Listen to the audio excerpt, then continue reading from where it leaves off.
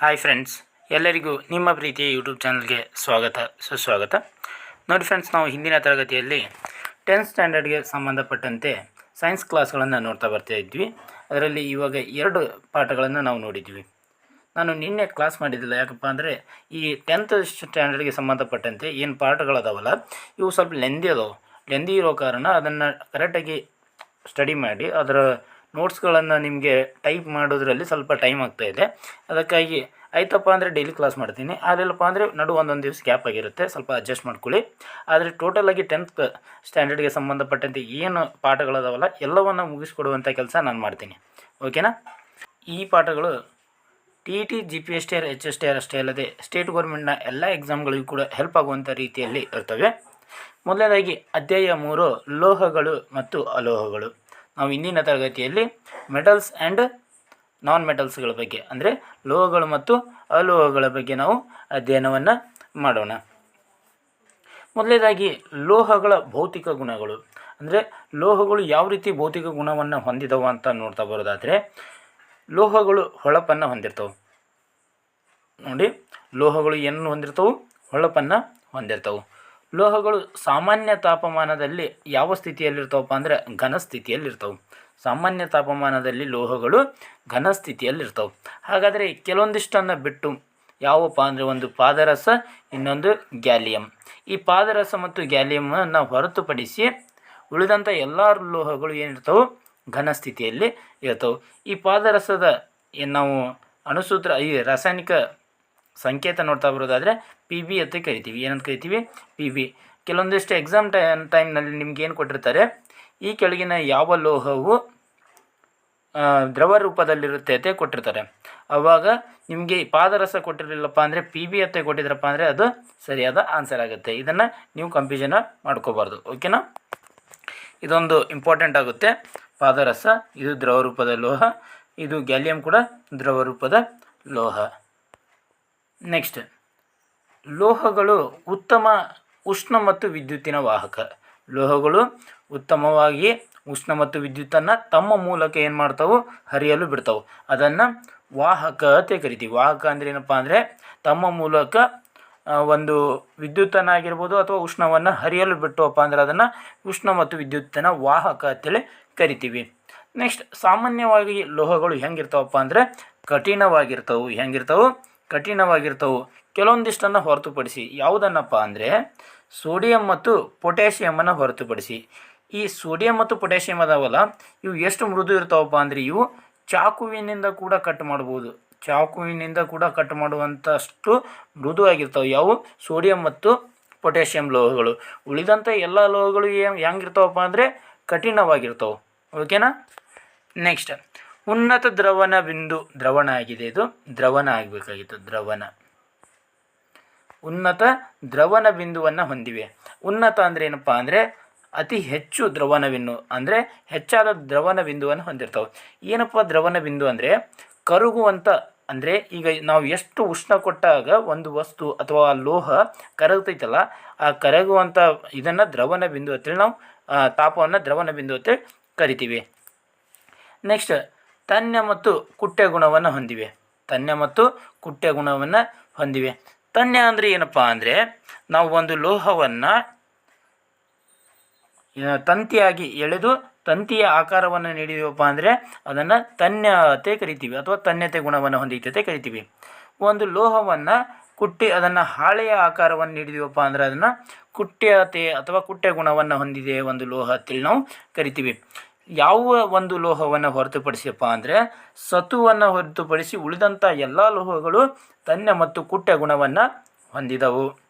ಉದಾಹರಣೆಗೆ ಲೋಹಗಳಿಗೆ ಉದಾಹರಣೆ ನೋಡ್ತಾ ಬರೋದಾದರೆ ಬೆಳ್ಳಿ ಆಗಿರ್ಬೋದು, ತಾಮ್ರ, ಸೀಸ, ಕಬ್ಬಿಣ, ಅಲ್ಯೂಮಿನಿಯಂ, ಮ್ಯಾಗ್ನೇಸಿಯಂ ಮತ್ತು ಸೋಡಿಯಂ ಇವೆಲ್ಲವೂ ಕೂಡ ಲೋಹಗಳಿಗೆ ಎಕ್ಸಾಂಪಲ್ಲು. ಇಲ್ಲಿ ನಿಮಗೆ ಇಂಪಾರ್ಟೆಂಟ್ ಆಗುವುದೇನಪ್ಪ ಅಂದರೆ ಇಲ್ಲಿ ತನ್ಯ ಮತ್ತು ಕುಟ್ಯ ಗುಣವನ್ನು ಈ ಕೆಳಗಿನ ಯಾವ ಲೋಹ ಹೊಂದಿಲ್ಲಪ್ಪ ಅಂದರೆ ಸತು ಹೊಂದಿಲ್ಲ. ಯಾವುದು ಹೊಂದಿಲ್ಲ? ಸತು. ಇದು ಇಂಪಾರ್ಟೆಂಟ್ ಆಗುತ್ತೆ. ನೆಕ್ಸ್ಟ್, ಈ ಕೆಳಗಿನ ಯಾವ ಲೋಹಗಳು ಕಠಿಣವಾಗಿಲ್ಲ ಅಥವಾ ಈ ಕೆಳಗಿನ ಯಾವ ಲೋಹಗಳು ಮೃದುವಾಗಿವೆ ಅಂತ ಕೇಳಿದರೆ ಸೋಡಿಯಂ ಮತ್ತು ಪೊಟ್ಯಾಷಿಯಮ್ ಮತ್ತು ಆನ್ಸರ್ ಮಾಡಬೇಕು. ಇವು ಕೂಡ ಇಂಪಾರ್ಟೆಂಟ್ ಆಗುತ್ತೆ. ನೆಕ್ಸ್ಟ್, ಇನ್ನೊಂದೇನಪ್ಪ ಅಂದರೆ ಕೊಠಡಿಯ ತಾಪಮಾನದಲ್ಲಿ ದ್ರವ ರೂಪದಲ್ಲಿರುವಂಥ ಲೋಹ ಯಾವುದಂತ ಕೇಳಿದರೆ ನೀವು ಪಾದರಸ ಅಂತ ಆನ್ಸರ್ ಮಾಡಬೇಕು. ಹಲವು ಬಾರಿ ಎಕ್ಸಾಮ್ನಲ್ಲಿ ಕೇಳಿದ್ದಾರೆ ಈ ಪಾದರಸ ಬಗ್ಗೆ. ಇದನ್ನು ಇಂಗ್ಲೀಷ್ನಲ್ಲಿ ಮರ್ಕ್ಯೂರಿ ಅಂತೇಳಿ ಕರೀತಾರೆ. ಇದರ ಜೊತೆಗೆ ಈ ಆಪ್ಷನ್ ಇರಲಿಲ್ಲಪ್ಪ ಅಂದರೆ ಗ್ಯಾಲಿಯಂ ಆಪ್ಷನ್ ಇತ್ತಪ್ಪ ಅಂದರೆ ಗ್ಯಾಲಿಯಂ ಕೂಡ ಕರೆಕ್ಟ್ ಆಗುತ್ತೆ. ಓಕೆನಾ, ಇದು ದ್ರವ ರೂಪದ ಲೋಹ. ನೆಕ್ಸ್ಟ್, ಕೊಠಡಿಯ ತಾಪಮಾನದಲ್ಲಿ ದ್ರವ ರೂಪದಲ್ಲಿರ್ತೈತೆ ಹೇಳಿದೆ ನಾನು. ಸರ್ ಹಾಗಾದರೆ ಕೊಠಡಿಯ ತಾಪಮಾನ ಅಂದರೆ ರೂಮ್ ಟೆಂಪ್ರೇಚರ್ ಎಷ್ಟಿರುತ್ತೆ ಸರ್ ಅಂತ ಕೇಳಿದರೆ 25 ಡಿಗ್ರಿ ಸೆಲ್ಸಿಯಸ್ ಇರುತ್ತೆ. 25 ಡಿಗ್ರಿ ಸೆಲ್ಸಿಯಸ್ ಇದು ರೂಮ್ ಟೆಂಪ್ರೇಚರ್. ನಮ್ಮ ದೇಹ ಅಥವಾ ಮಾನವನ ದೇಹದ ತಾಪಮಾನ, ಸಾಮಾನ್ಯ ತಾಪಮಾನ 37 ಡಿಗ್ರಿ ಸೆಲ್ಸಿಯಸ್ ಇರುತ್ತೆ. 37 ಡಿಗ್ರಿ ಸೆಲ್ಸಿಯಸ್. ಸೆಲ್ಸಿಯಸ್ಲಿಂತ ಕೆಲ್ವಿನ್ಗೆ ಯಾವ ರೀತಿ ಕನ್ವರ್ಟ್ ಮಾಡಬೇಕು ಅನ್ನೋದನ್ನು 9th ಸ್ಟ್ಯಾಂಡರ್ಡ್ನಲ್ಲಿ ನಾನು ಪಾಠ ಮಾಡಬೇಕಾದ್ರೆ ನಿಮಗೆ ತಿಳಿಸಿದ್ದೀನಿ. ಸೆಲ್ಸಿಯಸ್ಲಿಂತ ಕೆಲ್ವಿನ್ಗೆ ಕನ್ವರ್ಟ್ ಮಾಡೋದು, ಕೆಲ್ವಿನ್ಲಿಂತ ಸೆಲ್ಸಿಯಸ್ಗೆ ಕನ್ವರ್ಟ್ ಮಾಡೋದು. ಇಲ್ಲೊಂದು ಸ್ವಲ್ಪ ಹೇಳ್ಬಿಡ್ತೀನಿ ನೋಡಿ. ಸೆಲ್ಸಿಯಸ್ 37 ಡಿಗ್ರಿ ಸೆಲ್ಸಿಯಸ್ ಇದೆ ಅಂತ ತಿಳ್ಕೊಳ್ಳಿ. ಈ ಸೆಲ್ಸಿಯಸನ್ನು ಕೆಲ್ವಿನ್ಗೆ ಕನ್ವರ್ಟ್ ಮಾಡಬೇಕಂದ್ರೆ ಏನು ಮಾಡಬೇಕಪ್ಪ ಅಂದರೆ ಈ 37 ಡಿಗ್ರಿ ಸೆಲ್ಸಿಯಸ್ಗೆ ನಾವು ಏನು ಆ್ಯಡ್ ಮಾಡಬೇಕು, 273 ಆ್ಯಡ್ ಮಾಡಬೇಕು. 273 ಕೆಲ್ವಿನ್ ಆ್ಯಡ್ ಮಾಡಿದ್ದೀವಪ್ಪ ಅಂದರೆ ಇಲ್ಲಿ ಸಿಗೋದು ಏನಪ್ಪ ಅಂದರೆ ನಮಗೆ ಇದು ಎಷ್ಟಾಗುತ್ತೆ, 310 ಕೆಲ್ವಿನ್ ಆಗುತ್ತೆ. ಇದು ಸೆಲ್ಸಿಯಸ್ಲಿಂತ ಏನದಕ್ಕೆ ಕನ್ವರ್ಟ್ ಮಾಡೋದು, ಕೆಲ್ವಿನ್ಗೆ ಕನ್ವರ್ಟ್ ಮಾಡೋದು. ಅದಕ್ಕೆ ಏನು ಮಾಡ್ಬೇಕು, ನಾವು 273 ಕೆಲ್ವಿನನ್ನು ಆ್ಯಡ್ ಮಾಡಬೇಕು. ಓಕೆನಾ, ಪ್ಲಸ್ ಮಾಡಬೇಕು. ನೆಕ್ಸ್ಟ್, ನಾವೇನಾದರೂ ಕೆಲ್ವಿನ್ಲಿಂತ ಸೆಲ್ಸಿಯಸ್ಗೆ ಕನ್ವರ್ಟ್ ಮಾಡ್ತಾ ಇದ್ದೀವಪ್ಪ ಅಂದರೆ ಈಗ 310 ಕೆಲ್ವಿನ್ ಇದೆ ಅಂತ ತಿಳ್ಕೊಳ್ಳಿ. ಈ 310 ಕೆಲ್ವಿನ್ನ ನಾವು ಸೆಲ್ಸಿಯಸ್ಗೆ ಕನ್ವರ್ಟ್ ಮಾಡಬೇಕಪ್ಪ ಅಂದರೆ ಈ 310ಗೆ ಏನು ಮಾಡಬೇಕಪ್ಪ ಅಂದರೆ 273 ಮೈನಸ್ ಮಾಡಬೇಕಾಗುತ್ತೆ. ಅಂದರೆ ಕೆಲ್ವಿನ್ಲಿಂತ ಸೆಲ್ಸಿಯಸ್ಗೆ ಕನ್ವರ್ಟ್ ಮಾಡಿದಾಗ -273 ಮಾಡಬೇಕಾಗುತ್ತೆ. ಅದೇ ನಾವು ಸೆಲ್ಸಿಯಸ್ಲಿಂದ ಕೆಲ್ವಿನ್ಗೆ ಮಾಡಬೇಕಾದ್ರೆ +273 ಮಾಡಬೇಕಾಗುತ್ತೆ. ಹೌದಾ, ನಾವು ಇವಾಗ ಯಾವುದಕ್ಕೆ ಸೆಲ್ಸಿಯಸ್ಗೆ ಕನ್ವರ್ಟ್ ಮಾಡೋಣ. ಇದು ಎಷ್ಟಾಗುತ್ತಪ್ಪ ಅಂದರೆ 37 ಡಿಗ್ರಿ ಸೆಲ್ಸಿಯಸ್ ಆಗುತ್ತೆ. ಹೌದಾ, ಇದು ಗೊತ್ತಾಯ್ತು ಅಂತ ಅನ್ಕೋತೀನಿ. ನೆಕ್ಸ್ಟ್ ಹೋಗೋಣ. ಇಲ್ಲಿ ಲೋಹೀಯ ಕಾಂತಿ ಅಥವಾ ಹೊಳಪು. ಹೌದಾ, ಈ ಲೋಹಗಳು ಹೊಳಪನ್ನು ಹೊಂದಿದಾವತ್ತೆ ನೋಡಿದ್ದೀವಿ ನಾವು. ಹೌದಾ, ಆ ಹೊಳಪು ಅಂದರೆ ಏನು ಅನ್ನೋದನ್ನು ನೀವು ತಿಳ್ಕೊಳ್ಳಿ ಮೊದಲು. ಏನಪ್ಪ ಅಂದರೆ ಲೋಹಗಳು ಶುದ್ಧ ಸ್ಥಿತಿಯಲ್ಲಿ ಹೊಳಪಾದ ಮೇಲ್ಮೈಯನ್ನು ಹೊಂದಿರ್ತವೆ. ಹೊಳಪಾದ ಮೇಲ್ಮೈ ಅಂದರೆ ಅವು ಮಿಂಚ್ತಾ ಇರ್ತವೆ ಬೆಳಕಿಗೆ. ಕೆಲವೊಂದಿಷ್ಟು ಲೋಹಗಳು, ಕೆಲವೊಂದಿಷ್ಟಲ್ಲ ಆಲ್ಮೋಸ್ಟ್ ಎಲ್ಲ ಲೋಹಗಳು ಮಿಂಚ್ತಾ ಇರ್ತವೆ. ಅಂಥ ಲೋಹಗಳಿಗೆ ಅದನ್ನು ಏನಂತ ಕರಿತೀವಿ ಅಂದರೆ ಲೋಹೀಯ ಕಾಂತಿ ಅಂತ ಕರಿತೀವಿ. ಆ ಹೊಳಪನ್ನು ಲೋಹೀಯ ಕಾಂತಿ ಅಥವಾ ಹೊಳಪು ಅಂತ ಕೂಡ ಕರಿತೀವಿ. ನೆಕ್ಸ್ಟ್, ಕುಟ್ಯತೆ, ಮೆಲೆಬಿಲಿಟಿ ಅಂತೇಳಿ ನೋಡಿದ್ದೀವಿ ನಾವು. ಕುಟ್ಯತೆ ಅಂದರೆ ಏನಪ್ಪ ಅಂದರೆ ಲೋಹಗಳನ್ನು ಕುಟ್ಟಿ ತೆಳುವಾದ ಹಾಳೆಗಳನ್ನಾಗಿ ಮಾಡುವಂಥ ಗುಣವನ್ನು ಕುಟ್ಯತೆ ಅಥವಾ ಮೆಲಿಬಿಲಿಟಿ ಅಂತೇಳಿ ಕರಿತೀವಿ. ನೆಕ್ಸ್ಟ್, ಇಲ್ಲೊಂದು ಪಾಯಿಂಟ್ ನೀವು ನೆನಪಿಟ್ಕೋಬೇಕು. ಏನಪ್ಪ ಅಂದರೆ ಅತಿ ಹೆಚ್ಚಿನ ಕುಟ್ಯತೆ ಗುಣ ಹೊಂದಿರುವಂಥ ಲೋಹ ಯಾವುದು ಅಂತೇಳಿ ನಿಮಗೆ ಪ್ರಶ್ನೆ ಕೇಳ್ಬೋದು. ಇವಾಗ ನೀವು ಏನಂತ ಆನ್ಸರ್ ಮಾಡಬೇಕು, ಚಿನ್ನ ಮತ್ತು ಬೆಳ್ಳಿ ಅಂತ ಆನ್ಸರ್ ಮಾಡಬೇಕು. ಈ ಚಿನ್ನ ಮತ್ತು ಬೆಳ್ಳಿ ಅತಿ ಹೆಚ್ಚಿನ ಯಾವ ಗುಣವನ್ನು ಹೊಂದಿದವಪ್ಪ ಅಂದರೆ ಕುಟ್ಯ ಗುಣವನ್ನು ಹೊಂದಿದವು. ಅದರ ಜೊತೆಗೆ ಅತಿ ಹೆಚ್ಚು ತನ್ಯ ಗುಣವನ್ನು ಹೊಂದಿರುವಂಥ ಲೋಹಕ್ಕೆ ಇದ್ದರೆ ಅಲ್ಲಿಯೂ ಕೂಡ ಚಿನ್ನ ಸರಿಯಾದ ಉತ್ತರ ಆಗುತ್ತೆ.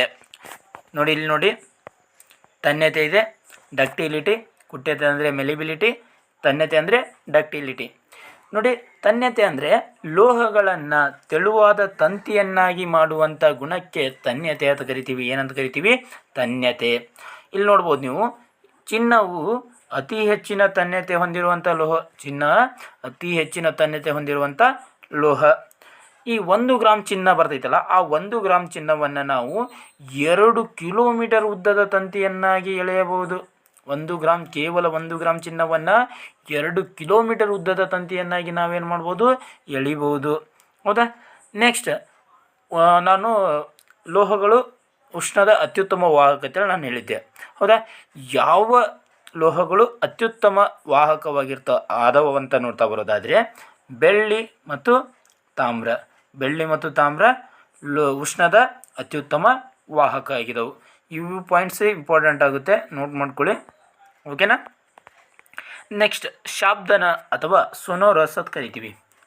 ಶಾಬ್ದನ ಅಂದರೆ ಏನಪ್ಪ ಅಂದರೆ ಒಂದು ಗಟ್ಟಿಯಾದ ಮೇಲ್ಮೈಗೆ ಒಂದು ಬಡಿದಾಗ, ಅಂದರೆ ಲೋಹ ಗಟ್ಟಿಯಾದ ಮೇಲ್ಮೈಗೆ ಏನಾದರೂ ಬಡಿತಪ್ಪ ಅಂದರೆ ಶಬ್ದ ಉಂಟು ಮಾಡ್ತೈತಿ. ಅಂಥ ಲೋಹಗಳ ಗುಣವನ್ನು ಶಾಬ್ದನ ಅಂತ ಕರಿತೀವಿ. ಒಂದು ಗಟ್ಟಿಯಾದ ಮೇಲ್ಮೈಗೆ ಬಡಿದಾಗ ಶಬ್ದ ಉಂಟು ಮಾಡುವ ಲೋಹಗಳ ಗುಣವನ್ನು ಶಾಬ್ದನ ಅಂತೇಳಿ ಕರಿತೀವಿ. ನೆಕ್ಸ್ಟ್, ಅಲೋಹಗಳ ಭೌತಿಕ ಗುಣಗಳು ಬರ್ತವೆ. ಅಂದರೆ ನಾವು ಇವಾಗ ಏನು ನೋಡಿದ್ದೀವಲ್ಲ, ಇವೆಲ್ಲವೂ ಕೂಡ ಲೋಹಗಳ ಭೌತಿಕ ಗುಣಗಳು. ನೆಕ್ಸ್ಟ್ ಅಲೋಹಗಳ ಭೌತಿಕ ಗುಣಗಳು. ಅಂದರೆ ಈ ಅಲೋಹಗಳು ಹೆಂಗಿರ್ತಾವು ಅನ್ನೋದ್ರ ಬಗ್ಗೆ ನೋಡ್ತಾ ಬರೋಣ. ಈ ಅಲೋಹಗಳು ಘನ ಅಥವಾ ಅನಿಲ ಸ್ಥಿತಿಯಲ್ಲಿ ದೊರೀತಾವೆ.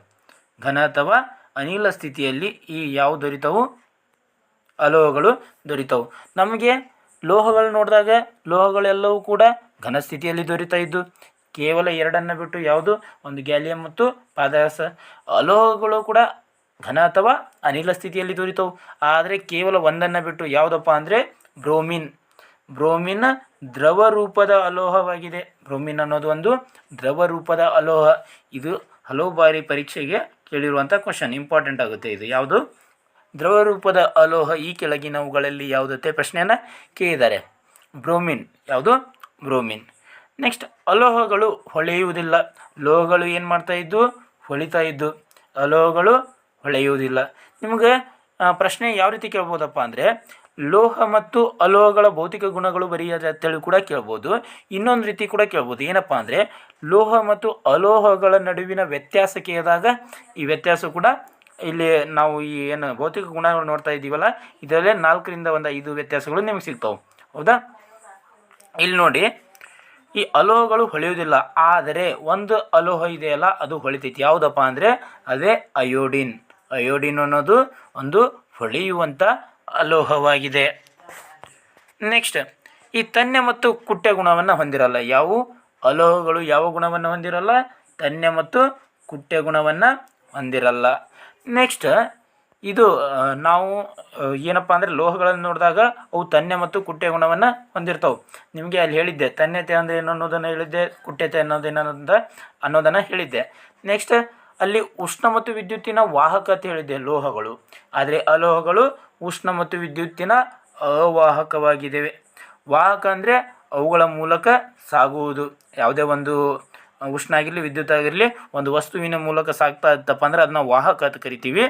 ಇನ್ನೊಂದು ಅವಾಹಕ ಅಂದರೆ ಆ ಒಂದು ಏನು ಉಷ್ಣ ಆಗಿರಲಿ ಅಥವಾ ವಿದ್ಯುತ್ ಆಗಿರಲಿ ಅದು ಒಂದು ವಸ್ತುವಿನ ಮೂಲಕ ಸಾಗುವುದಿಲ್ಲ. ಅದನ್ನು ಅವಾಹಕತೆ ಕರಿತೀವಿ. ಅದು ತನ್ನ ಮೂಲಕ ಏನು ಮಾಡಲ್ಲ? ಒಂದು ವಿದ್ಯುತ್ತನ್ನು ಪ್ರವಹಿಸಲು ಬಿಡುವುದಿಲ್ಲ. ಗೊತ್ತಾಯ್ತಾ? ನೆಕ್ಸ್ಟ್, ಕಡಿಮೆ ದ್ರವಣ ಬಿಂದುವನ್ನು ಹೊಂದಿದೆ. ಈ ದ್ರವಣ ಬಿಂದು ಏನಿದೆ? ಕಡಿಮೆ ಇದೆ. ನಾವು ಅಲ್ಲಿ ನೋಡಿದಾಗ ಲೋಹಗಳಲ್ಲಿ ನೋಡಿದಾಗ ಅತಿ ಹೆಚ್ಚಿನ ದ್ರವಣ ಬಿಂದುವನ್ನು ಹೊಂದಿರ್ತಾ ಇದ್ದು. ನೆಕ್ಸ್ಟ್, ಲೋಹಗಳು ಕಠಿಣವಾಗಿದ್ದು. ಇಲ್ಲಿ ಅಲೋಹಗಳು ಏನಾಗ್ಯವು? ಮೃದುವಾಗಿವೆ. ಅಲೋಹಗಳು ಏನಾಗ್ಯವು? ಮೃದುವಾಗಿವೆ. ವಜ್ರವನ್ನು ಮಾತ್ರ ಅಂದರೆ ವಜ್ರವನ್ನು ಹೊರತುಪಡಿಸಿ ಉಳಿದಂಥ ಎಲ್ಲ ಅಲೋಹಗಳು ಮೃದುವಾಗಿವೆ. ವಜ್ರ ಅನ್ನೋದು ಒಂದು ಕಠಿಣವಾಗಿರುವಂಥ ಅಲೋಹವಾಗಿದೆ. ನೆಕ್ಸ್ಟ್, ನಾವು ಲೋಹಗಳಲ್ಲಿ ನೋಡಿದಾಗ ಏನು ಮಾಡಿದ್ದೀವಪ್ಪ ಅಂದರೆ ಅವು ಕಠಿಣವಾಗಿದ್ದಾವೆ ಅಂತ ನೋಡಿದ್ದೆ. ಅದರಲ್ಲಿ ಕೇವಲ 2 ಹೊರತುಪಡಿಸಿ ಅಂದಿದ್ದೆ. ಯಾವುದು? ಒಂದು ಸೋಡಿಯಂ, ಒಂದು ಸೋಡಿಯಂ, ಇನ್ನೊಂದು ಪೊಟ್ಯಾಷಿಯಂ. ಇವೆರಡು ಏನಾಗಿದ್ದವಪ್ಪ ಅಂದರೆ ಒಂದು ಚಾಕುವಿನಿಂದ ಕಟ್ ಮಾಡಿದ್ವು ಅಂದರೂ ಕೂಡ ಅವು ಕಟ್ ಆಗುವಷ್ಟು ಮೃದುವಾಗಿದ್ದಾವೆ. ಯಾವುವು? ಅವು ಲೋಹಗಳು. ಯಾವ್ಯಾವು? ಸೋಡಿಯಂ ಮತ್ತು ಪೊಟ್ಯಾಷಿಯಂ. ಇಲ್ಲಿದ್ದಾವೆ ನೋಡಿ. ಎಸ್, ಸೋಡಿಯಂ ಮತ್ತು ಪೊಟ್ಯಾಷಿಯಂ. ಓಕೆನಾ? ನೆಕ್ಸ್ಟ್ ಏನಪ್ಪ ಅಂದರೆ ಲೋಹವನ್ನು ಗಾಳಿಯಲ್ಲಿ ಉರಿಸಿದಾಗ ಏನಾಗುತ್ತದೆ ಅಂತ ಪ್ರಶ್ನೆ ಇದೆ. ಅಂದರೆ ಲೋಹ ಗಾಳಿಯ ಜೊತೆ ರಿಯಾಕ್ಟ್ ಆಯ್ತಪ್ಪ ಅಂದರೆ ಏನಾಗ್ತೈತೆ ಅಂದರೆ ಬಹುತೇಕ ಎಲ್ಲ ಲೋಹಗಳು ಏನದಾವಲ್ಲ ಅವು ಆಕ್ಸಿಜನ್, ಗಾಳಿ ಅಂದರೆ ಆಕ್ಸಿಜನ್, ಈ ಆಕ್ಸಿಜನ್ ಜೊತೆಗೆ ಸಂಯೋಗ ಹೊಂದಿದಾಗ ಆಯಾ ಲೋಹಗಳ ಆಕ್ಸೈಡ್ ಆಗುತ್ತೆ.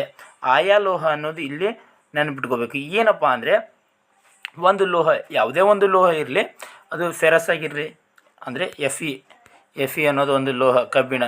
ಇದೇನಾದರೂ ಆಕ್ಸಿಜನ್ ಜೊತೆ ವರ್ತಿಸಿದಾಗ ಅಲ್ಲೇನಾಗುತ್ತಂತೆ ಫೆರಸ್ ಅನ್ನೋದು ಇದರ ಲೋಹದ ಆಕ್ಸೈಡ್ ಅಂದರೆ ಫೆರಸ್ ಆಕ್ಸೈಡ್ ಆಗಿ ಕನ್ವರ್ಟ್ ಆಗ್ತೈತಿ. ಅದೇ ಲೋಹದ ಆಕ್ಸೈಡ್ ಆಗಿ ಕನ್ವರ್ಟ್ ಆಗುತ್ತೆ. ಇಲ್ಲಿ ನೀವು ನೋಡ್ಬೋದು, ಲೋಹ ಪ್ಲಸ್ ಆಕ್ಸಿಜನ್ ಕೂಡಿಕೊಂಡಾಗ ಏನಾಗುತ್ತೆ? ಲೋಹದ ಆಕ್ಸೈಡ್ ಆಗುತ್ತೆ. ಇಲ್ಲಿ ತಾಮ್ರ ಪ್ಲಸ್ ಆಕ್ಸಿಜನ್ ಕೂಡಿಕೊಂಡಾಗ ತಾಮ್ರದ ಆಕ್ಸೈಡ್ ಆಗಿದೆ. ಅಲ್ಯೂಮಿನಿಯಂ ಪ್ಲಸ್ ಆಕ್ಸಿಜನ್ ಕೂಡಿಕೊಂಡಾಗ ಅಲ್ಯೂಮಿನಿಯಂ ಆಕ್ಸೈಡ್ ಆಗಿದೆ. ಈ ರೀತಿಯಾಗಿ ಏನಾಗುತ್ತವು? ಲೋಹಗಳು ಗಾಳಿ ಅಥವಾ ಆಕ್ಸಿಜನ್ನೊಂದಿಗೆ ಸಂಯೋಗ ಹೊಂದಿದಾಗ ಅಥವಾ ಕೂಡಿಕೊಂಡಾಗ ಲೋಹದ ಆಕ್ಸೈಡ್ಗಾಗಿ ಪರಿವರ್ತನೆ ಹೊಂದ್ತಾ ಇದ್ದವು. ಓಕೆನಾ? ನೆಕ್ಸ್ಟ್, ಈ ಲೋಹದ ಆಕ್ಸೈಡ್ಗಳು ಆಮ್ಲ ಮತ್ತು ಪ್ರತ್ಯಾಮ್ಲಗಳೆರಡರ ಜೊತೆಗೂ ಪ್ರತಿವರ್ತಿಸಿದಾಗ ಈ ಲೋಹದ ಆಕ್ಸೈಡ್ ಇದೆಯಲ್ಲ ಅದು ಆಮ್ಲ ಮತ್ತು ಪ್ರತ್ಯಾಮ್ಲಗಳ ಅವುಗಳ ಜೊತೆ ಏನಾಗಿದ್ದಾಗ ಪ್ರತಿವರ್ತಿಸಿದಾಗ ಲವಣ ಮತ್ತು ನೀರನ್ನು ಉತ್ಪತ್ತಿ ಮಾಡುತ್ತವೆ. ನಾವು ಹಿಂದಿನ ಕ್ಲಾಸ್ನಲ್ಲಿ ನೋಡಿದ್ದೀವಿ, ಆಮ್ಲ ಮತ್ತು ಪ್ರತ್ಯಾಮ್ಲಗಳ ಕ್ಲಾಸ್ನಲ್ಲಿ ನಾವು ನೋಡಿದ್ದೀವಿ, ಹೌದಾ? ಏನು ಲೋಹದ ಆಕ್ಸೈಡ್ಗಳು ಆಮ್ಲ ಮತ್ತು ಪ್ರತ್ಯಾಮ್ಲಗಳ ಜೊತೆ ವರ್ತಿಸಿದಾಗ ಏನಾಗ್ತೈತಿ, ಲವಣ ಮತ್ತು ನೀರನ್ನು ಉತ್ಪತ್ತಿ ಮಾಡ್ತೈತೆ ಅಂತ ನೋಡಿದ್ದೀವಿ. ಆದರೆ ಉತ್ಪತ್ತಿ ಮಾಡುವಂಥ ಪ್ರಕ್ರಿಯೆ ಇದೆಯಲ್ಲ ಅದನ್ನು ಅಥವಾ ಇವೇನು ಉತ್ಪತ್ತಿ ಮಾಡ್ತಾವಲ್ಲ ಇವುಗಳಿಗೆ ಉಭಯವರ್ತಿ ಆಕ್ಸೈಡ್ಗಳು ಅಂತ ಕರಿತೀವಿ. ನಾವು ಏನಂತ ಕರಿತೀವಿ, ಉಭಯವರ್ತಿ ಆಕ್ಸೈಡ್ಗಳಂತೆ ಕರಿತೀವಿ. ಇಲ್ಲಿ ನೀವು ನೋಡ್ಬೋದು Al2O3 ಅಲ್ಯೂಮಿನಿಯಂ ಆಕ್ಸೈಡ್ ಏನು ಮಾಡ್ತಾ ಇದೆ, HCl ಜೊತೆ, HCl ಅನ್ನೋದು ಒಂದು ಆಮ್ಲ, ಹೈಡ್ರೋಕ್ಲೋರಿಕ್ ಆಮ್ಲ. ಆ ಆಮ್ಲದ ಜೊತೆಗೆ ವರ್ತಿಸಿದಾಗ 2Al2Cl3 ಕನ್ವರ್ಟ್ ಆಗ್ತಾಯಿದೆ. ಅಂದರೆ ಇಲ್ಲೇನಾಗ್ತಾಯಿದೆ, ಅಲ್ಯೂಮಿನಿಯಂ ಕ್ಲೋರೈಡ್ ಆಗ್ತಾಯಿದೆ. ಇದು ಏನಪ್ಪ ಅಂದರೆ ಒಂದು ಲವಣ, ಅದರ ಜೊತೆಗೆ ನೀರು ಕೂಡ ಉತ್ಪತ್ತಿ ಆಗ್ತಾಯಿದೆ. ನೆಕ್ಸ್ಟ್ ನೋಡ್ಬೋದು ನೀವು ಅಲ್ಯೂಮಿನಿಯಂ ಆಕ್ಸೈಡ್ ಸೋಡಿಯಂ ಹೈಡ್ರಾಕ್ಸೈಡ್ ಜೊತೆ ವರ್ತಿಸಿದಾಗ, ಅಂದರೆ ಪ್ರತ್ಯಾಮ್ಲದ ಜೊತೆಗೆ ವರ್ತಿಸಿದಾಗ, ಇದು ಪ್ರತ್ಯಾಮ್ಲ ವರ್ತಿಸಿದಾಗ NaAlO2 ಆಗ್ತಾಯಿದೆ, ಅಂದರೆ ಸೋಡಿಯಂ ಅಲ್ಯೂಮಿನೇಟ್ ಆಗ್ತಾಯಿದೆ. ಈ ಸೋಡಿಯಂ ಅಲ್ಯೂಮಿನೇಟ್ ಅನ್ನೋದು ಒಂದು ಲವಣ, ಇದರ ಜೊತೆಗೆ ನೀರು ಕೂಡ ಉತ್ಪತ್ತಿ ಆಗ್ತಾ ಇರೋದನ್ನು ನಾವು ನೋಡ್ಬೋದು. ಓಕೆನಾ? ನಿಮಗೆ ಇದು ಇಂಪಾರ್ಟೆಂಟ್ ಆಗುತ್ತೆ ನೋಡಿ.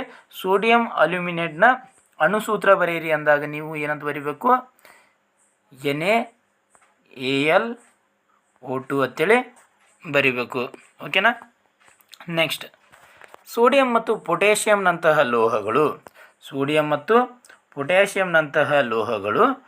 ಗಾಳಿಗೆ ತೆರೆದಿಟ್ಟಾಗ ಏನಾಗ್ತಾವಂತ, ಕ್ಷಿಪ್ರವಾಗಿ ವರ್ತಿಸಿ, ಅಂದರೆ ಅತಿ ಬೇಗನೆ ವರ್ತಿಸಿ ಬೆಂಕಿ ಹೊತ್ತಿಕೊಳ್ಳುತ್ತವೆ.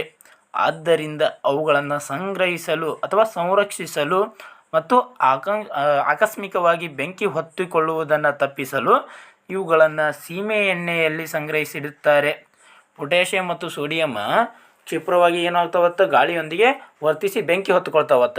ಅವುಗಳನ್ನು ಆ ರೀತಿ ಆಗಬಾರ್ದತೆ ತಡೆಗಟ್ಟಕ್ಕೆ ಅವುಗಳನ್ನು ಎಲ್ಲಿ ಸಂರಕ್ಷಣೆ ಮಾಡಿರ್ತಾರೆ ಅಥವಾ ಎಲ್ಲಿ ಸಂಗ್ರಹಿಸಿರ್ತಾರಪ್ಪ ಅಂದರೆ ಸೀಮೆ ಎಣ್ಣೆಯಲ್ಲಿ ಸಂಗ್ರಹಿಸಿರ್ತಾರೆ. ಈ ಪ್ರಶ್ನೆ ಆಗಿದೆ. ಸೋಡಿಯಮನ್ನು ಯಾವುದರಲ್ಲಿ ಸಂಗ್ರಹಿಸಿರ್ತಾರತ್ತೆ ಪ್ರಶ್ನೆ ಆಗಿದೆ, ಇಂಪಾರ್ಟೆಂಟ್ ಆಗುತ್ತೆ. ಅದರ ಜೊತೆಗೆ ಪೊಟ್ಯಾಷಿಯಂ ಕೂಡ ಸೀಮೆ ಎಣ್ಣೆಯಲ್ಲೇ ಸಂಗ್ರಹಿಸಿ ಇಡ್ತಾರೆ. ಈ 2 ಪಾಯಿಂಟ್ ನೆನಪಿನಲ್ಲಿ ಇಟ್ಕೋಬೇಕು. ನೆಕ್ಸ್ಟ್ ಅನೋಡೀಕರಣ ಅಂತ ಬರುತ್ತೆ. ಏನಪ್ಪ ಅನೋಡೀಕರಣ ಅಂತ ನೋಡ್ತಾ ಬರೋದಾದರೆ, ಅಲ್ಯೂಮಿನಿಯಂನ ಮೇಲೆ ದಪ್ಪ ಆಕ್ಸೈಡ್ ಪದರ ಉಂಟು ಮಾಡುವಂಥ ಒಂದು ಕ್ರಿಯೆ. ಅಲ್ಯೂಮಿನಿಯಂನ ಮೇಲೆ ಒಂದು ದಪ್ಪ ಆಕ್ಸೈಡ್ ಪದರವನ್ನು ಉಂಟು ಮಾಡುವಂಥ ಕ್ರಿಯೆಗೆ ನಾವು ಏನಂತ ಕರಿತೀವಿ, ಆನೋಡೀಕರಣ ಅಂತೇಳಿ ಕರಿತೀವಿ. ಲೋಹಗಳು ನೀರಿನ ಜೊತೆ ಪ್ರತಿವರ್ತಿಸಿದಾಗ ಏನಾಗುತ್ತದೆ, ಲೋಹಗಳು ನೀರಿನ ಜೊತೆಗೆ ಏನಾದರೂ ಪ್ರತಿವರ್ತಿಸಿದವಪ್ಪ ಅಂದರೆ ಏನಾಗ್ತವೆ ಅನ್ನೋದ್ರ ಬಗ್ಗೆ ನೋಡ್ತಾ ಬರೋಣ. ಲೋಹಗಳು ನೀರಿನ ಜೊತೆಗೆ ಪ್ರತಿವರ್ತಿಸಿದಾಗ ಲೋಹದ ಆಕ್ಸೈಡ್ ಮತ್ತು ಹೈಡ್ರೋಜನ್ ಅನಿಲ ಬಿಡುಗಡೆ ಮಾಡ್ತೈತೆ ಅಂತ ನೋಡಿದ್ದೀವಿ ನಾವು. ಅದರ ಜೊತೆಗೆ ಈ ಲೋಹದ ಆಕ್ಸೈಡ್ಗಳು ಪುನಃ ನೀರಿನಲ್ಲಿ ಕರಗಿ ಲೋಹದ ಹೈಡ್ರಾಕ್ಸೈಡ್ಗಳಾಗುತ್ತವೆ. ಲೋಹದ ಹೈಡ್ರಾಕ್ಸೈಡ್ಗಳಾಗುತ್ತವೆ. ಆದರೆ ಎಲ್ಲ ಲೋಹಗಳು ನೀರಿನ ಜೊತೆ ಪ್ರತಿವರ್ತಿಸುವುದಿಲ್ಲ. ನೀವಿಲ್ಲಿ ಮೇನ್ ಪಾಯಿಂಟ್ ಏನಪ್ಪ ಅಂದರೆ, ಇಲ್ಲಿ ನಿಮಗೆ ಲೋಹಗಳು ನೀರಿನ ಜೊತೆ ಪ್ರತಿವರ್ತಿಸಿದಾಗ ಲೋಹದ ಆಕ್ಸೈಡ್ ಮತ್ತು ಹೈಡ್ರೋಜನ್ ಅನಿಲವನ್ನು ಉತ್ಪತ್ತಿ ಮಾಡ್ತೈತೆ ಅಂತೇಳಿ ನೋಡಿದ್ರಿ. ಅದರ ಜೊತೆಗೆ ಆ ಲೋಹದ ಆಕ್ಸೈಡ್ ಪುನಃ ನೀರಿನಲ್ಲಿ ಕರಗಿ ಲೋಹದ ಹೈಡ್ರಾಕ್ಸೈಡ್ಗಳಾಗ್ತೈತಿ. ನೆಕ್ಸ್ಟ್ ಇಲ್ಲೊಂದು ಪಾಯಿಂಟ್ ಏನಪ್ಪ ಅಂದರೆ, ಪ್ರತಿಯೊಂದು ಲೋಹ ಕೂಡ ನೀರಿನ ಜೊತೆ ಪ್ರತಿವರ್ತಿಸುವುದಿಲ್ಲ. ಹಾಗಾದರೆ ಸರ್ ಯಾವ್ಯಾವ ಲೋಹ ಪ್ರತಿವರ್ತಿಸುವುದಿಲ್ಲ ಅಂತ ನೋಡ್ತಾ ಬರೋದಾದರೆ, ಸೀಸ ಆಗಿರ್ಬೋದು, ತಾಮ್ರ, ಬೆಳ್ಳಿ, ಚಿನ್ನ. ಇಂತಹ ಲೋಹಗಳು ನೀರಿನ ಜೊತೆಗೆ ರಿಯಾಕ್ಟ್ ಆಗಲ್ಲ, ನೀರಿನೊಂದಿಗೆ ಪ್ರತಿವರ್ತಿಸುವುದಿಲ್ಲ. ಓಕೆನಾ? ಒಂದು ಸೀಸ, ತಾಮ್ರ, ಬೆಳ್ಳಿ ಮತ್ತು ಚಿನ್ನ. ನೆಕ್ಸ್ಟ್ ಇಲ್ಲಿ ನೀವು ನೋಡ್ಬೋದು, ಲೋಹ ನೀರಿನೊಂದಿಗೆ ವರ್ತಿಸಿದಾಗ ಏನಾಗ್ತಾ ಇದೆ, ಲೋಹದ ಆಕ್ಸೈಡ್ ಜೊತೆಗೆ ಹೈಡ್ರೋಜನ್ ಉತ್ಪತ್ತಿ ಆಗ್ತಾ ಇದೆ. ನೆಕ್ಸ್ಟ್ ಲೋಹದ ಆಕ್ಸೈಡ್ ಮತ್ತೆ ನೀರಿನೊಂದಿಗೆ ವರ್ತಿಸಿದಾಗ ಲೋಹದ ಹೈಡ್ರಾಕ್ಸೈಡ್ ಉತ್ಪತ್ತಿ ಆಗ್ತಾ ಇರೋದನ್ನು ನಾವು ನೋಡ್ಬೋದು. ಅದನ್ನು ಒಂದು ಎಕ್ಸಾಂಪಲ್ ಮುಖಾಂತರ ನೋಡ್ತಾ ಬರೋಣ. ಅಲ್ಯೂಮಿನಿಯಂ ಅನ್ನೋದು ಒಂದು ಲೋಹನ, ಅದು ಏನಾಗ್ತಾ ಇದೆ, 3H2O ಅಂದರೆ H2O ಅಂದರೆ ನೀರು. ಈ ನೀರಿನೊಂದಿಗೆ ಏನಾಗ್ತಾ ಇದೆ, ಪ್ರತಿವರ್ತಿಸಿ ಅಲ್ಯೂಮಿನಿಯಂ ಆಕ್ಸೈಡ್ ಆಗ್ತಾ ಇದೆ. ಅಲ್ಯೂಮಿನಿಯಂ ಆಕ್ಸೈಡ್ ಜೊತೆಗೆ ಹೈಡ್ರೋಜನ್ ಉತ್ಪತ್ತಿ ಆಗ್ತಾ ಇದೆ. ನೆಕ್ಸ್ಟ್ ಫೆರಸ್, ಇದು ಕೂಡ ನೀರಿನೊಂದಿಗೆ ವರ್ತಿಸಿ ಫೆರಸ್ ಆಕ್ಸೈಡ್ ಆಗ್ತಾ ಇದೆ. ಅದ್ರ ಜೊತೆಗೆ ಹೈಡ್ರೋಜನ್ನ ರಿಮೂವ್ ಆಗ್ತಾ ಇರೋದನ್ನು ನಾವು ನೋಡ್ಬೋದು ಇಲ್ಲಿ. ನೆಕ್ಸ್ಟ್ ರಾಜದ್ರವ ಅಥವಾ ಅಕ್ವೇರೆಜಿಯಾ ಅಂತ ಬರುತ್ತೆ. ಈ ರಾಜದ್ರವವನ್ನು ಲ್ಯಾಟಿನ್ನಲ್ಲಿ ಅಕ್ವೇರೆಜಿಯಾ ಅಂತ ಕರಿತೀವಿ. ಸರ್ ಇದು ಅಕ್ವಾರೆಜಿಯಾ ಅಥವಾ ರಾಜದ್ರವ ಅಂತ ಕರಿತೀವಲ್ಲ, ಇದು ಏನು ಸರ್ ಅಂತ ನೀವು ಕೇಳಿದರೆ, ಇದೊಂದು ದ್ರವ. ಈ ದ್ರವ ಯಾವ ರೀತಿ ತಯಾರಾಗಿರುತ್ತೆ ಅಂದರೆ, ಪ್ರಬಲ ಹೈಡ್ರೋಕ್ಲೋರಿಕ್ ಆಮ್ಲ ಅಂದರೆ ಕಾನ್ಸಂಟ್ರೇಟೆಡ್ HCl ಅದರ ಜೊತೆಗೆ ಪ್ರಬಲ ನೈಟ್ರಿಕ್ ಆಮ್ಲ ಅಂದರೆ ಕಾನ್ಸಂಟ್ರೇಟೆಡ್ HNO3 ಇವೆರಡರ ಮಿಶ್ರಣ. ಯಾವ ರೀತಿ ಮಿಶ್ರಣಪ್ಪ ಅಂದರೆ 3:1 ಮಿಶ್ರಣ. 3:1 ಅಂದರೆ 3% ಏನಾದರೂ ನೀವು HCl ಹಾಕಿದ್ರಪ್ಪ ಅಂದರೆ 1% ಏನು ಹಾಕ್ಬೇಕು, ನೀವು HNO3 ಹಾಕಬೇಕು. 3ರಷ್ಟು HCl ಹಾಕಿ 1ರಷ್ಟು HNO3 ಅಥವಾ ನೈಟ್ರಿಕ್ ಆಮ್ಲ ಹಾಕಿದಪ್ಪ ಅಂದರೆ ಅಲ್ಲಿ ಈ ಅನುಪಾತದಲ್ಲಿ ಮಿಶ್ರಣ ಮಾಡಿದಾಗ ಏನಾಗುತ್ತೆ, ಅಕ್ವೇರೆಜಿಯಾ ಅಥವಾ ರಾಜದ್ರವ ಅನ್ನುವಂಥ ಒಂದು ದ್ರವ ತಯಾರಾಗುತ್ತೆ. ಸರಿ, ಇದರ ಉಪಯೋಗ ಏನಂತ ನೋಡ್ತಾ ಬರೋದಾದರೆ, ಈ ಚಿನ್ನ ಮತ್ತು ಪ್ಲ್ಯಾಟಿನಮ್ ಬೇರೆ ಯಾವುದೇ ಒಂದು ದ್ರವದಲ್ಲಿ ಕರಗಲ್ಲ. ಇವು ಕರಗೋದು ಎಲ್ಲಪ್ಪ ಅಂದರೆ ರಾಜದ್ರವದಲ್ಲಿ ಮಾತ್ರ. ಯಾವುದು? ಚಿನ್ನ ಮತ್ತು ಪ್ಲ್ಯಾಟಿನಮ್. ಈ ಚಿನ್ನ ಮತ್ತು ಪ್ಲ್ಯಾಟಿನಮ್ಮನ್ನು ಕರಗಿಸಲು ಈ ಅಕ್ವೇರೆಜಿಯಾವನ್ನು ಬಳಸ್ತಾರೆ. ಹೌದಾ? ನೀವು ಪ್ರಶ್ನೆಯನ್ನು ಯಾವ ರೀತಿ ಕೇಳ್ತಾರಪ್ಪ ಅಂದರೆ, ಅಕ್ವೇರೆಜಿಯಾದಲ್ಲಿ ಯಾವ ಯಾವ ಆಮ್ಲಗಳನ್ನು ಬಳಸಿರ್ತಾರೆ ಅಂತ ಕೇಳ್ತಾರೆ. ಒಂದು ಹೈಡ್ರೋಕ್ಲೋರಿಕ್ ಆಮ್ಲ, ಅದು ಕಾನ್ಸಂಟ್ರೇಟೆಡಾ, ಪ್ರಬಲ ಅಂದರೆ ಕಾನ್ಸಂಟ್ರೇಟೆಡ್ HCl. ನೆಕ್ಸ್ಟ್ ಪ್ರಬಲ ನೈಟ್ರಿಕ್ ಆಮ್ಲ ಕಾನ್ಸಂಟ್ರೇಟೆಡ್ HNO3 ಇವೆರಡರ ಮಿಶ್ರಣ ಆಗಿರ್ತೈತಿ. ಸರ್ ಅವುಗಳ ಅನುಪಾತನೂ ಕೂಡ ಎಕ್ಸಾಮ್ಗಳಲ್ಲಿ ಕೇಳಿದ್ದಾರೆ.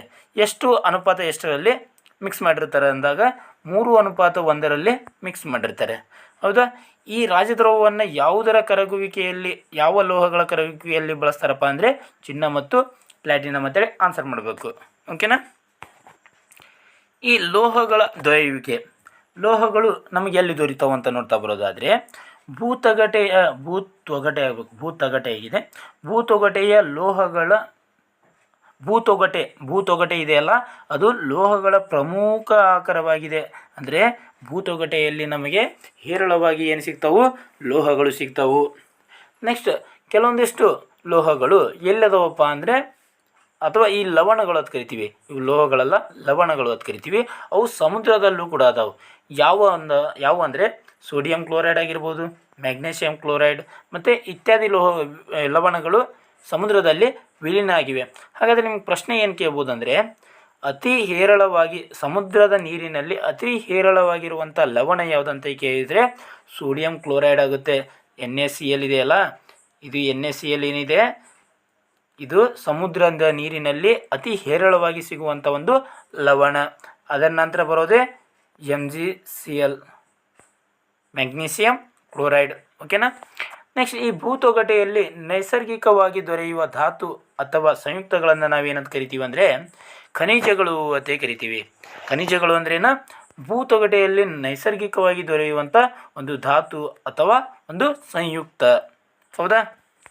ನೆಕ್ಸ್ಟ್ ಲೋಹಗಳು ಅವುಗಳ ಅದಿರಿನಿಂದ ಬೇರ್ಪಡಿಸಿ ನಂತರ ಬಳಕೆಗಾಗಿ ಅವುಗಳನ್ನು ಸಂಸ್ಕರಿಸುವುದಕ್ಕೆ ಲೋಹೋದ್ಧೋರಣ ಅಂತ ಕರಿತೀವಿ.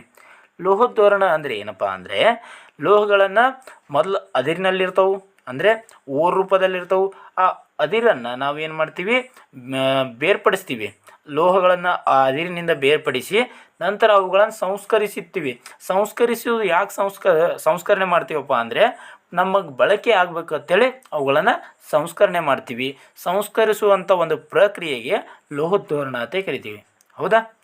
ನೆಕ್ಸ್ಟ್ ಮಡ್ಡಿ ಅಂತ ಬರುತ್ತೆ.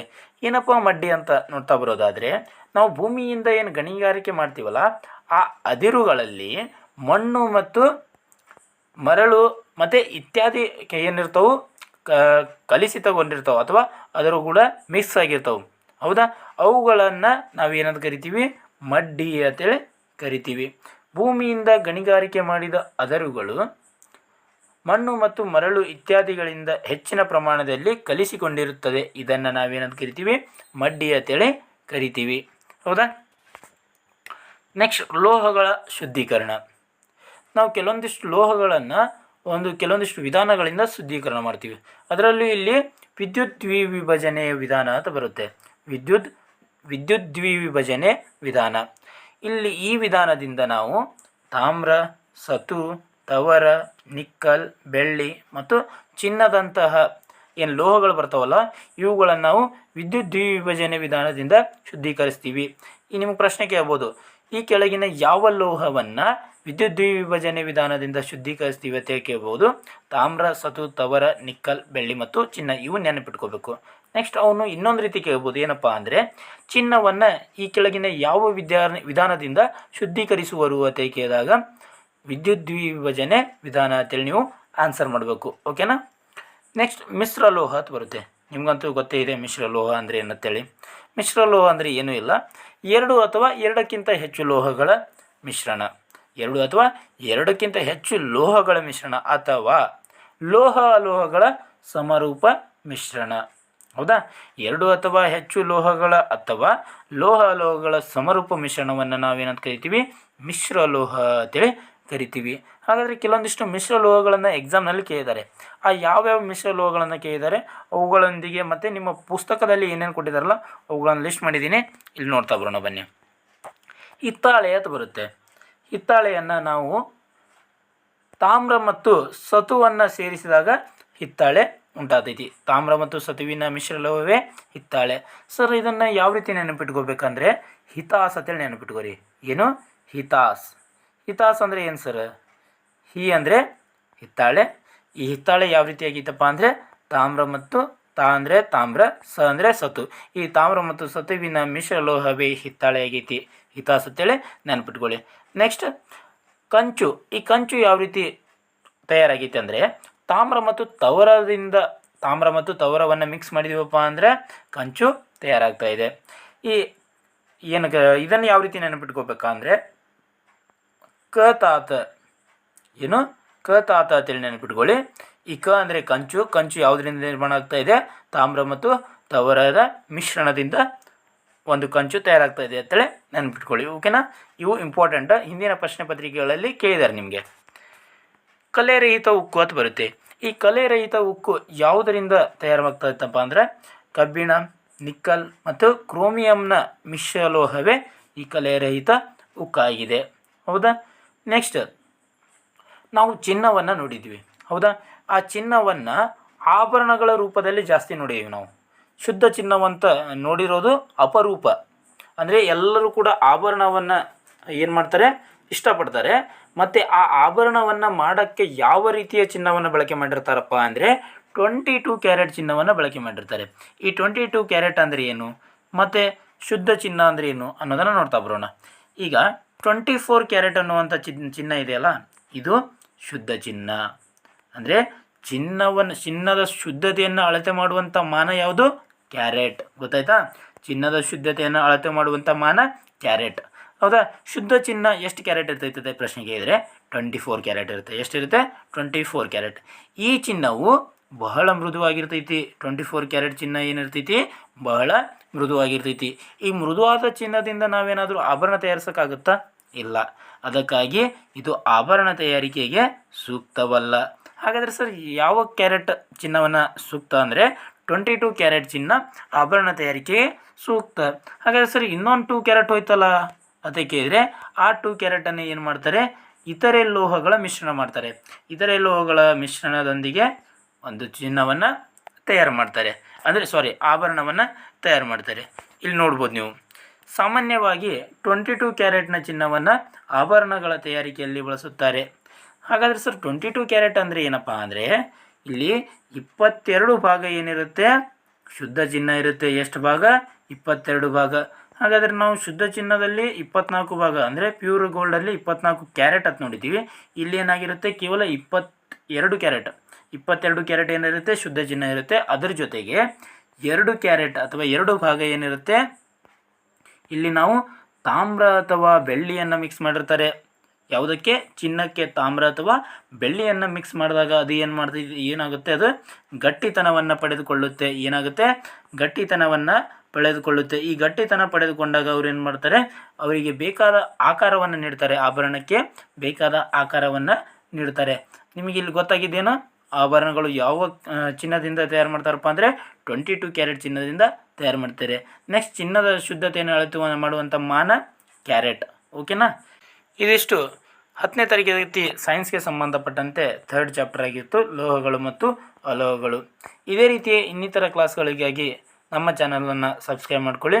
ಮತ್ತು ಯಾರೆಲ್ಲ ಹಿಂದಿನ ತರಗತಿಗಳನ್ನು ವೀಕ್ಷಣೆ ಮಾಡಿಲ್ಲಲ್ಲ ಅವರು ನಮ್ಮ ಪ್ಲೇಲಿಸ್ಟ್ಗೆ ಹೋಗಿ ಅಲ್ಲಿ ನೀವು TT GPSTR HSTR government book science class ಹತ್ತಿದೆ, ಅಲ್ಲಿ ನೀವು ಹೋಗಿ ಹಿಂದಿನ ಎಲ್ಲ 6ನೇ ತರಗತಿಯಿಂದ ಹಿಡ್ಕೊಂಡು 10th ಸ್ಟ್ಯಾಂಡರ್ಡ್ವರೆಗೆ ಎಲ್ಲ ಸಬ್ಜೆಕ್ಟ್ನ ಪಾಠಗಳನ್ನು ನೀವು ವೀಕ್ಷಣೆ ಮಾಡಬಹುದು.